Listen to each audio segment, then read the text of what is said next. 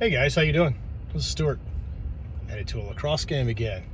And it's actually a nice day today, which is a nice change. So I had something I was thinking about. I've had a couple conversations with some officials over the last few days about the issue of ejections, disqualifications, and game reports and incident reports. I thought it might be good to just take a few minutes and kind of give you some things to think about.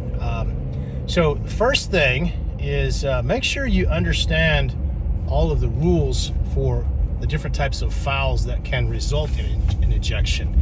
And there's a number of things, new points of emphasis this year about checks involving the head and or neck, and there's a lot of may result in an ejection kinds of things there. So make sure you understand that.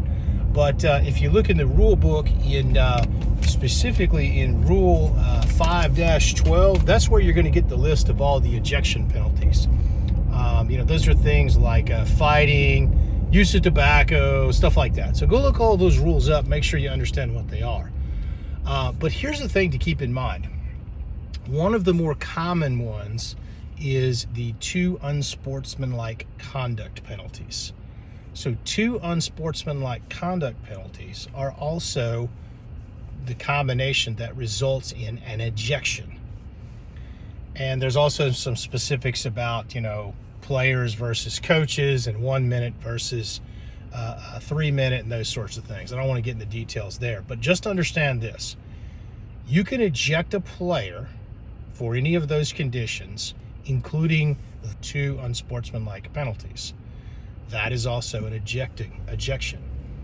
Understand this, though, that when a player is ejected, player or a coach, they must leave that game and they will be disqualified, or they cannot compete in 2 subsequent games. So this is pretty serious consequences for an ejection. But there's another type of situation to keep in mind. And this is the fouling out, or what we often call disqualification. This is 5 minutes total time of personal fouls. Technical fouls do not count. A player can have 10 30-second technical fouls resulting in 5 minutes of penalty time, but those don't count towards a disqualification or fouling out. Only personal fouls constitute this. So keep that in mind when you're doing incident reports. Now, a little bit about the incident reports. I have also seen there's some confusion about this. In Arbiter, there is a game report, and that's where the referee or one of the other members of the crew enters the score, maybe some notes, some other kinds of things you may want to put in there.